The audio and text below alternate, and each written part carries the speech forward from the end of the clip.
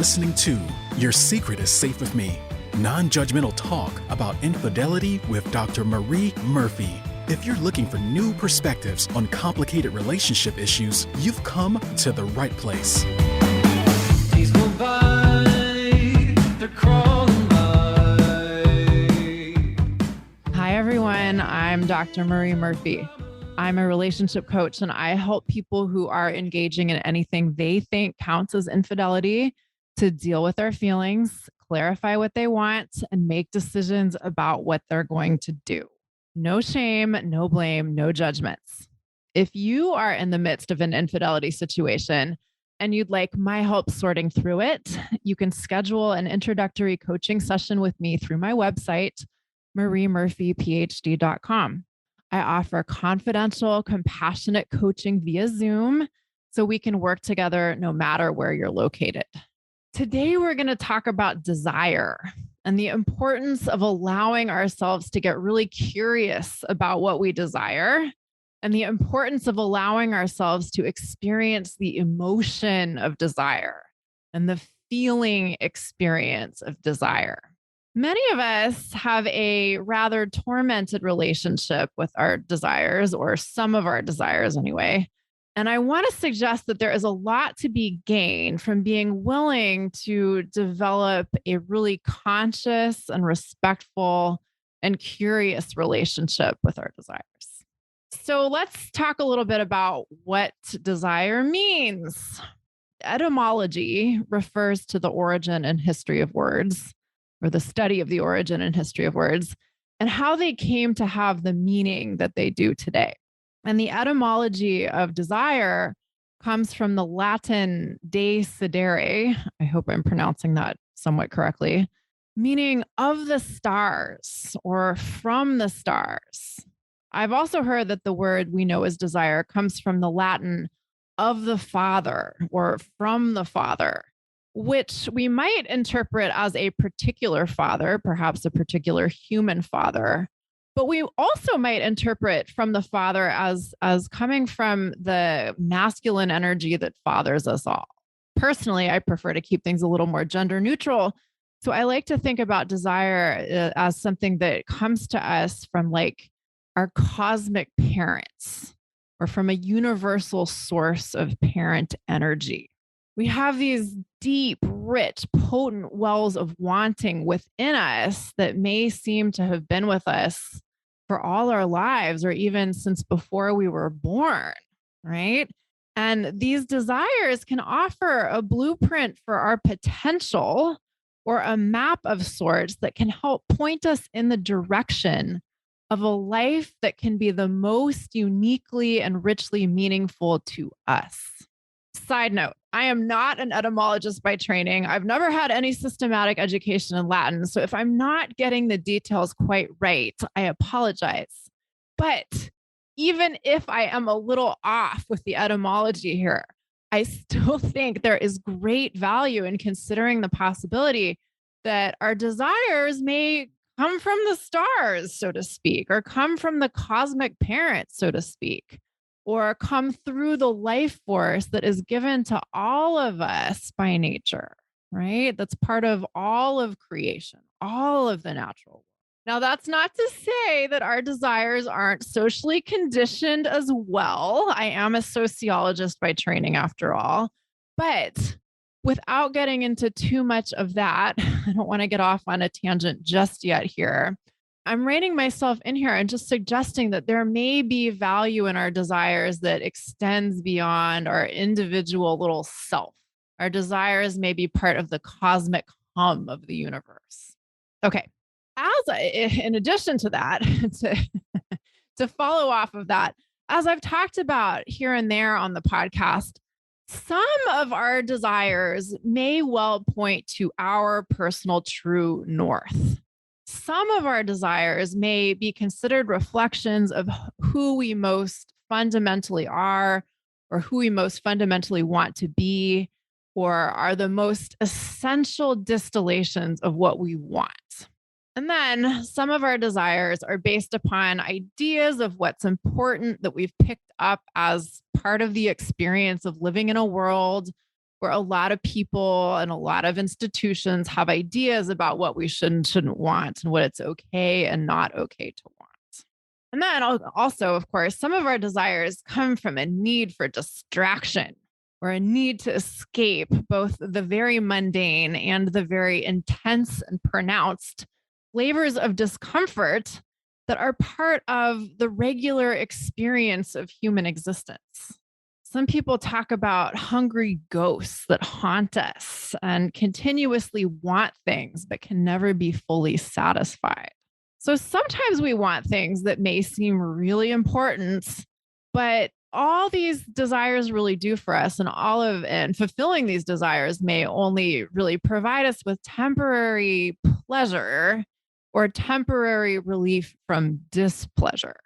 So sometimes our desires can create a lot of suffering, both in the desiring and in the satisfying of the desires. But again, on the other hand, some of our desires help us grow into the most expansive versions of ourselves. Some of our desires lead to connection and contribution and community and our individual and collective evolution. So I want to stress that desire in and of itself is not a problem at all. Sometimes we hear a distillation of Buddhist teachings that holds that desire by definition equals suffering. But I think the more useful teaching is that attachment to our desires, grasping our desires, clinging to our desires is what can cause suffering. But even then, attachment to our desires is just part of the human experience. And when we can learn how to hold our attachments lightly and not judge ourselves for being attached to our desires, we can suffer less. But that too could be a whole nother podcast episode. So in an attempt to continue talking about what I thought I was going to be talking about today, I'm not going to go too far into that.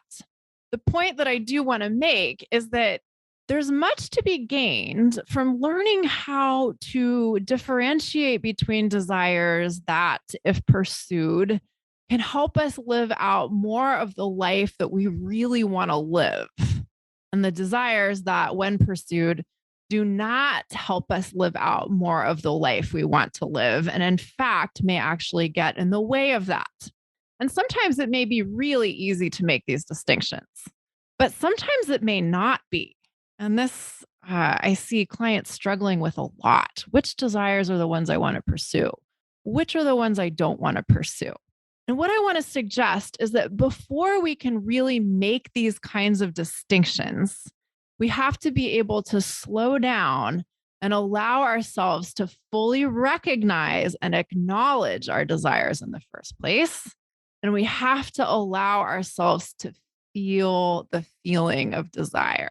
And that might sound really simple. And maybe it is for you. But for so many of us, it's pretty hard to acknowledge what we want, or hard to allow ourselves to really want what we want for a number of reasons, including but not limited to the following. We've never been encouraged to name and claim what we want. Nobody's given us permission to want things. Maybe we've been told that we shouldn't want certain things. Maybe we've been told that it isn't possible for us to have certain things. And then, of course, even if we have been told that it's okay to want whatever we want, wanting things leaves us vulnerable to not getting them, and thus to potentially experiencing disappointment or sadness or rejection or other feelings we may not particularly want to feel.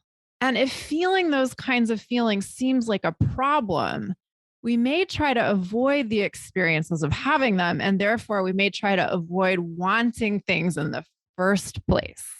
And I completely understand why avoiding rejection or disappointment or sadness or vulnerability might seem like a win. But I assure you that there is great cost to denying our desires in an attempt to avoid feeling rejection or disappointment or hurt or anything else.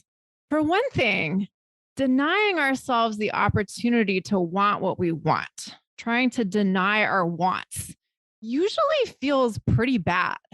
It usually feels like a denial or rejection of self, like self-abnegation. And over time, denying our truths, denying our desires, denying our wants does not compound into anything great. If you've experienced this, if you've been there or you are there, you don't need me to tell you how bad this feels. Denying what you know to be true to yourself will fuck you up real good. And that fucking up can occur on many different levels: physical, emotional, spiritual, mental, and otherwise. And if you haven't experienced this, I don't encourage you to try it out. I don't encourage you to try out systematically denying your desires just to see what happens. I'd encourage you to consider taking my word for it instead. Now, when I start to talk with people about the importance of allowing and acknowledging their desires, they sometimes get pretty freaked out for a few reasons. And one is that they believe that if they acknowledge their desires, all hell might break loose. More specifically, people, for example, are sometimes afraid that if they acknowledge that they want to have a relationship with someone other than the person they're in a committed relationship with, then they will automatically destroy the lives of people they love and perhaps their own life too. And on the one hand, I get it. I'm familiar with this kind of logic and I'm familiar with catastrophic thinking. But we have got to recognize this sort of thinking for what it is. It's jumping to a dire conclusion very quickly. It's assuming that a certain set of consequences are certain. And it's important to recognize that we do not have to entertain this sort of thinking. We really don't. Yes, our brains have evolved to look for danger and to keep us safe from perceived harm. But this evolutionary function does not always serve us well. Sometimes our brains see situations as threats to existence as we know it, and we turn those threats into literal threats to our survival. But they really aren't. They may be threats to our nervous system, but that's something we can learn how to manage. And moreover, recognizing our desires does not dictate any particular course of action or any particular time frame in which we must take action if we decide we do want to act. So often we think that we have to act on our desires. We think that if we want something, we should have it or have to have it. We think that we should do something about wanting something right away. And we may think that not only do we have to have what we want, but if we don't get what we want, something really bad will happen. And we may not be thinking this way particularly consciously, but whether these thoughts are conscious or not, they can lead to a lot of suffering. If we believe that we think we have to have something in order to feel good or to at least not feel bad, we may become pretty fixated on the fulfillment of our desires. And that can lead us to take actions that may not ultimately get us much of what we really want the most.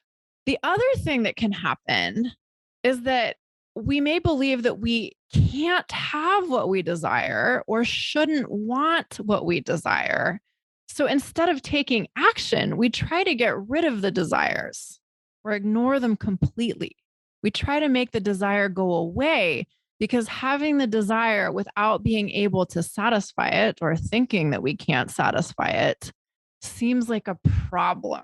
So I want to suggest that there's great value in learning how to want something without having to do anything about it. I want to suggest that there is great value in practicing just feeling desire without having to get rid of the feeling or without having to take any particular action to satisfy the desire. This is true of other feelings as well, by the way. When we experience intense feelings or emotions of any kind, we often think we have to do something with the emotion or about the emotion. We often don't know how to allow ourselves to just feel the feeling without trying to act on it or trying to make it go away, right? Before I go any further, let me do something that maybe I should have done sooner. Let me define desire as a feeling associated with wanting something. The way it works is we think, I want X, and we feel desire. And let me also say that we tend to think that there are very fixed and very meaningful differences between desires for different things. For instance, a lot of people believe that sexual desire is a unique thing in and of itself that is totally different from other kinds of desires. With that, a lot of people believe that sexual desire is this thing that is hardwired into us and is an innate biological drive. And we believe that sexual desire has a special status of sorts. A lot of people subscribe to the idea that the libido is a definite thing or a definite aspect of the human experience. And without attempting to cram a semester long sociology of sexuality class into this one little podcast episode, let me just say that the notion that there is such a thing as the libido, or the notion that sexuality is this innate, hardwired biological drive that exists independently of social forces, is a very particular way of understanding human sexuality that was produced under particular socio-historical conditions. All scientific knowledge is produced under particular socio-historical conditions. And that is not a knock against science. It's just a reason why we need to critically examine the production and products of scientific knowledge. It's why we have sociologists and other social scientists who study science and study the production of knowledge in various fields. Anyway, I'm getting a little off track here yet again, but I really want to emphasize that a lot of the ideas we take for granted about sexuality and sexual desire within our culture are not as immutably true as we sometimes think. Just because certain ideas have become popular doesn't mean they're correct in any absolute way or even necessarily useful. So I want you to consider the idea that even though we may think sexual desire is this particularly unique thing, in some ways, it may be just like any other kind of desire. Yes, it may be a unique experience in some respects, but it may also be more similar than different to other kinds of desires. Because here's how desire works: we like something, we want something, and that wanting produces particular sensations in our body. When we really want something, those sensations in our body may become very pronounced and very intense. An intense sexual desire may involve a particular set of sensations that are different from the sensations associated with, say, wanting to shoot heroin, or wanting a cigarette, or wanting to swim naked in a warm ocean under a full moon, or really wanting to eat the perfect steak, or really wanting to have a baby, or really wanting to get a massage, or really wanting to hitchhike through Latin America.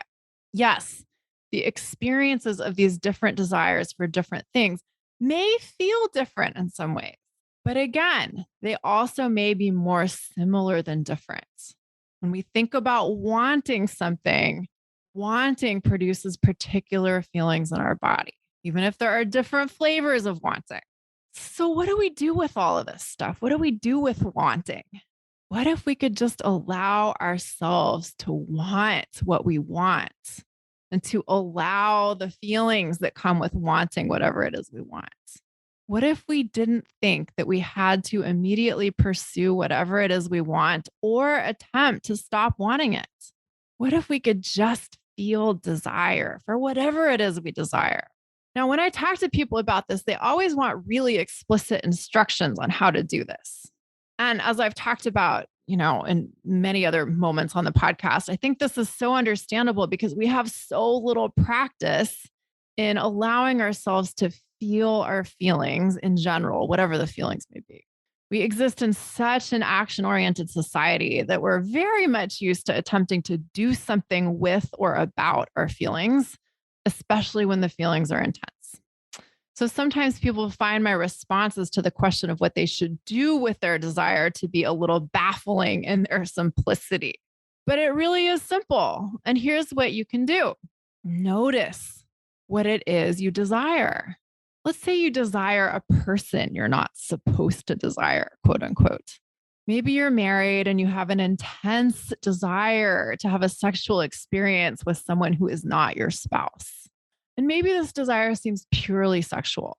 Maybe you just want to shag this person rotten. You want to ravish them or for them to ravish you. Maybe you want them to lick your eyeball or do whatever special thing that it is that really gets you going, right?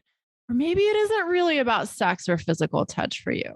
Maybe you just want to be around this person you're attracted to who is not your spouse and you want to bask in their aura and you want to listen to them talk about anything they're in the mood to talk about.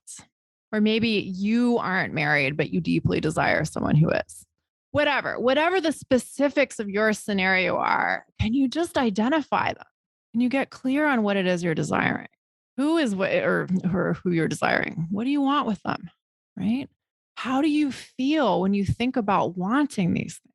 Now, can you allow the feelings in the form of physical sensations to flood through you? Can you allow yourself to have the physical experience of being full of desire?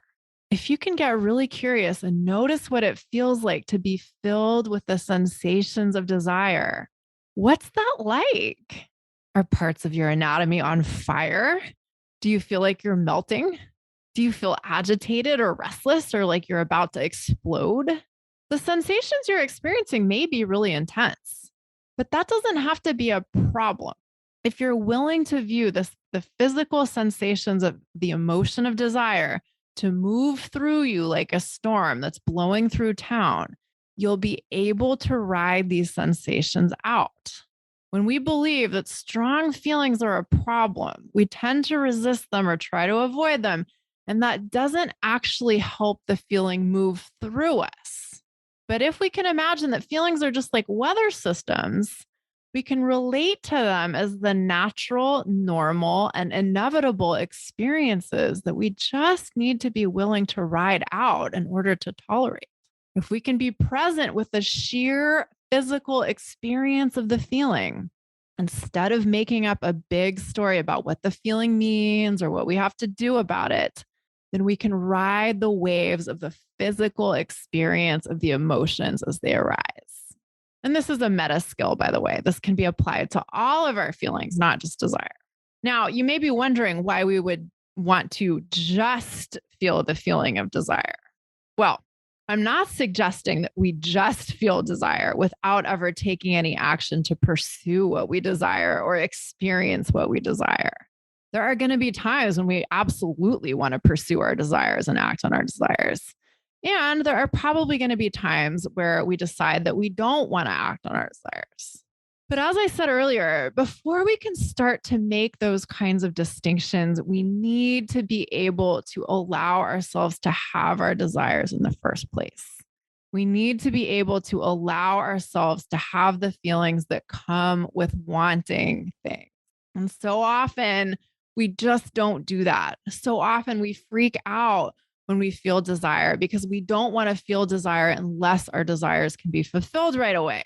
And although in our late capitalist society where so many things can be gotten practically instantaneously, there are a lot of things in life that we can't necessarily have right away or can't have in the exact form we might like to have them right away.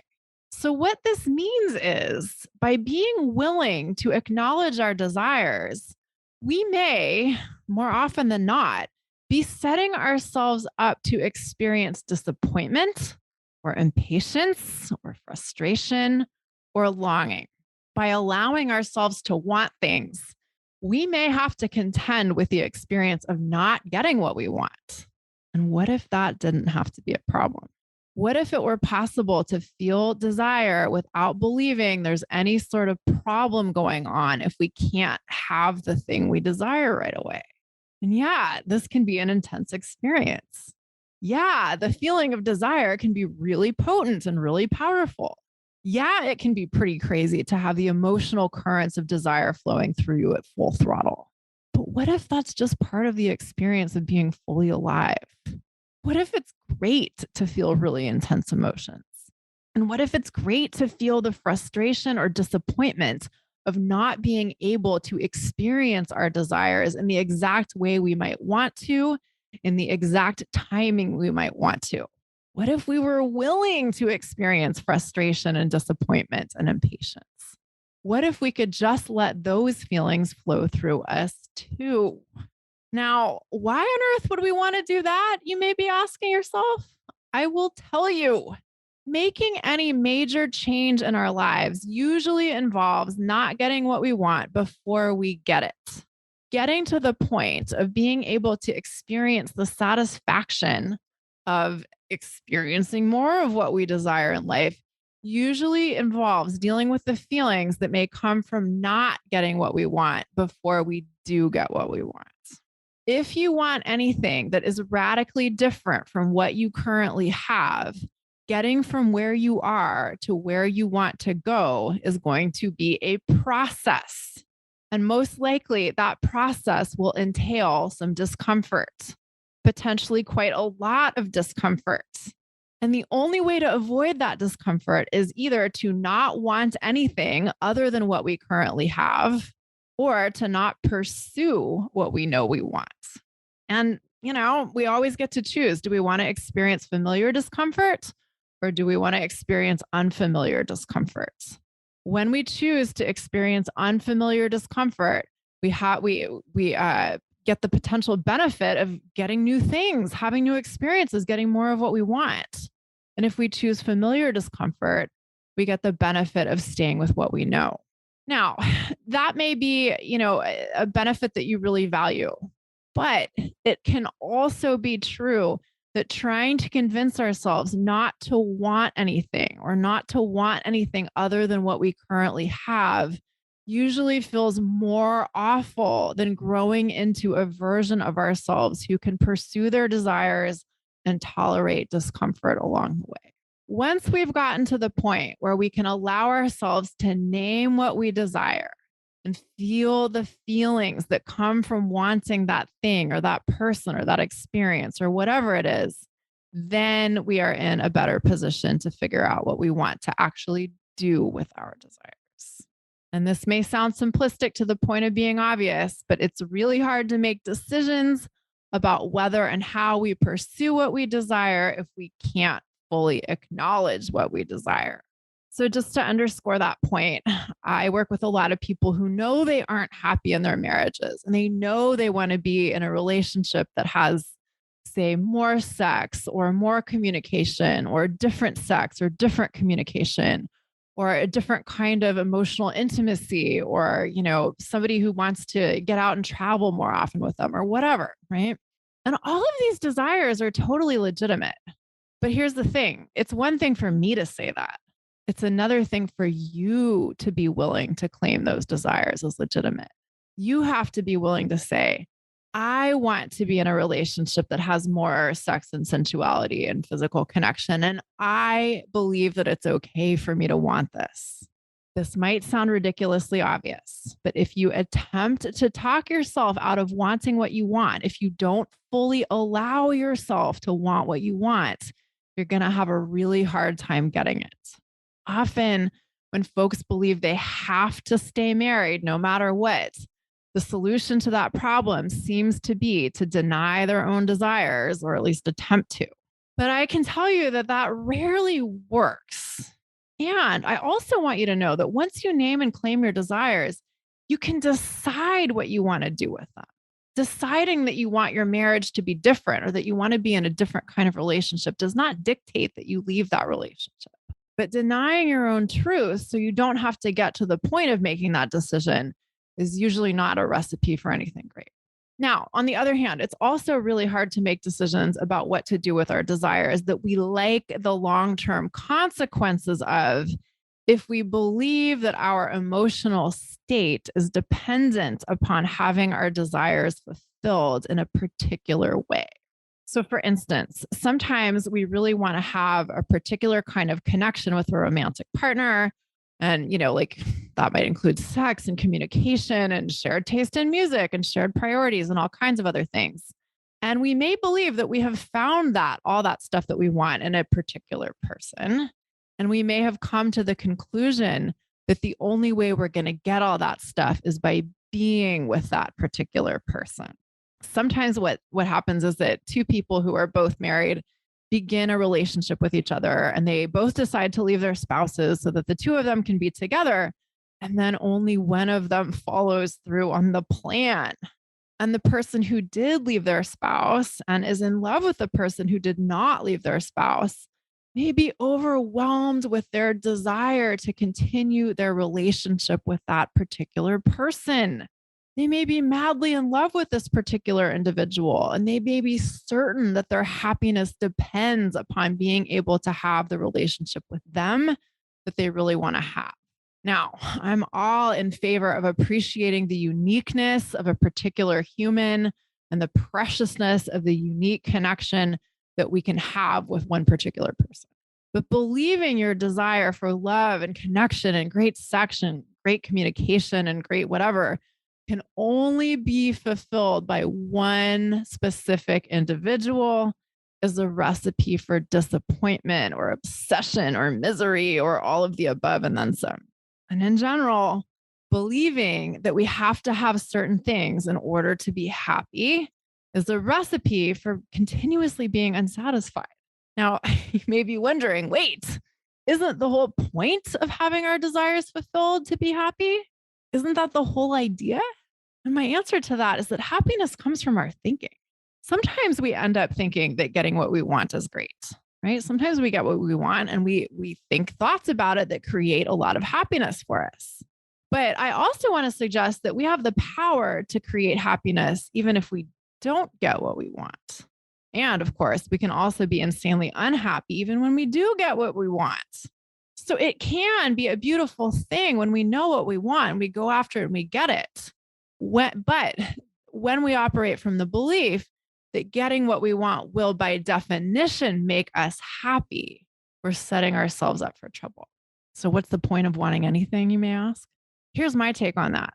In a world full of infinite options, we have the opportunity and sometimes the duty to make a lot of choices in life about a lot of different things.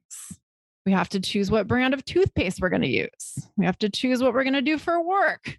We have to choose how we want to live out our romantic lives. We have to choose what shoes we're going to wear. We have to choose what we want our family relationships to be like. We have to choose what we're going to eat every time we have to eat. And of course, there are usually some constraints on the choices we make. I'm not suggesting that all options are equally available to any given individual at any moment in time, but there are a lot of options in the world. And often we have even more choices than we think we do. And in a world with so many options, why wouldn't we want to make choices that allow us to live out the fullest expression of who we are? Why wouldn't we want to get clear on what we desire and clear on what's important to us and live in accordance with those priorities and preferences to the best of our ability? Why wouldn't we want to live a life in that way, as opposed to experiencing life from the guiding principle that there's no point in wanting anything because you aren't going to be able to have it anyway, right? Try this out. Think about people you know. Think about the happiest person you know. Think about the person or maybe persons you know who seem to be living out their most on purpose life. Think about someone who, as far as you can tell, is really clear on what they want and believes they have every right to experience what they want to experience. What's it like to be around that person? I bet it's pretty great. What kinds of things does that person do that you admire? But they do at least a few things that you admire. And I bet that just by being around them, you feel uplifted and inspired. When we allow ourselves to be who we are and want what we want, a lot of interesting things happen. For one thing, we enjoy ourselves more. And when we are in a state of joy or enjoyment, we're able to participate in life in a way that we are not able to when we are busy being miserable. When we are living on purpose and living out our desires, we are better able to be generous and productive and connected. When we free up all of the energy we might have been spending on trying to avoid or deny our desires, we have a lot more energy available to be different and to do things differently. When we aren't busy being miserable, we're able to contribute to humanity in a very different way. Similarly, when we trust that it's okay to want things without necessarily getting them right away, we can work towards our dreams with faith and trust rather than doing so from a state of desperation or simply giving up before we've even started. And all of this stuff matters. Our way of being in the world matters. Honoring our desires isn't just about getting what we want for the sake of getting what we want. It's about allowing ourselves to become the fullest expression of who we are so that we may make the most of our existence and so that we may participate in life in a way that enables others to do the same. A lot of people will say that honoring our desires is selfish, but there are also a lot of people out there who would there are also a lot of people out there who would make the exact opposite argument, that being in alignment with our desires allows us to be more in service of the whole. And there's a lot more I could say about that, but maybe I'll save that for another day. On that point, though, some people have this idea that if everybody just did what they wanted, there would be mayhem and chaos because everybody would be acting out on their worst possible impulses. But I am not at all convinced of that. And there are thinkers far wiser than I am who have eloquently argued why that would not be the case, right? People are assholes because they suffer. And when we're denying our own desires, we're usually suffering, right? So think about that. And also, if you love to go down the mental rabbit hole of thinking that, like, well, if everyone just did what they wanted, it would be total chaos. Instead of going down that rabbit hole, I want you to start to notice what happens for you when you do and when you do not allow yourself to acknowledge your own desires. Do that experiment. A lot of people love to tell me that the reason why they can't do that, why they can't acknowledge their own desires or act on their own desires, is that if they were to do so, then other people would be hurt or devastated or worse than hurt and devastated. And I'm all in favor of being considerate of others. But if you've been thinking this way, I want you to consider that believing that simply acknowledging your own desires in the privacy of your own mind is going to lead to the devastation of other people's lives is quite a leap in logic. Remember, allowing yourself to be honest about what you desire does not compel you to take any particular action. Yes, you may eventually want to take action in the service of your desires, but that's later. Do not allow yourself to forego the opportunity to be honest with yourself about what you want because you are afraid that eventually getting what you want might hurt other people. You really don't even know what's going to hurt other people. We love to think that we do, but we really don't know. We just don't know what's best for other people. We don't know what's going to hurt other people. And although telling ourselves that we do may seem really fucking virtuous, it's actually kind of arrogant. And more importantly, it's a very sneaky way to weasel out of being honest with yourself about what you really want in the first place. Okay, if you've been listening to this and you've been wondering when I'm going to tell you how to distinguish between desires that you want to act on and desires that you might not want to act on, the answer is not today. If you've been listening to this and wondering if I'm going to explain how you get from acknowledging a desire to taking action in the service of those desires, the answer is not today. For today, I just want you to practice allowing yourself to want what you want and allowing yourself to practice just feeling desire. And yes, you may also find that you have the opportunity to practice dealing with the feelings that may come from not yet having what you want, such as disappointment or impatience. And that's great too. Practice allowing yourself to feel all of it. Now, if you do take this suggestion and you do give yourself the chance to think about what you want, I encourage you to think as expansively as possible. If you're in the midst of an infidelity situation, then you can think about what you want out of that, of course, and what you want your love life and your sex life and your romantic life to be like. But you don't have to stop there. You can think about what you'd like to have for dinner, if anything were possible. You can think about what you'd like to do for the rest of this day, if anything were possible. You can think about what kind of car you'd really like to drive if you drive a car, or if you want to drive a car. You can think about where you'd like to live if you could live anywhere you wanted. You can think about what you'd like to name the band you fantasize being the lead singer of. Just experiment with allowing yourself to want things. Okay. It's one thing to hear me talk about all this stuff on the podcast, and it's another thing to have me as your coach who helps you apply the things I talk about on the show to the specifics of your own life. Passively listening to me or to anyone else talk is great. It is an important form of learning, but actively applying the concepts I talk about and actively putting the tools I teach my clients how to use into use for yourself is how you make change. So if you're ready to get to work, let's talk. You can schedule an introductory coaching session with me through my website, mariemurphyphd.com. I can't wait to meet you. Okay, everybody, thank you so much for listening. I hope you have a great week. Bye for now. Thanks for listening to Your Secret is Safe with Me with Dr. Marie Murphy. Make sure to click subscribe to get updates on our latest episodes.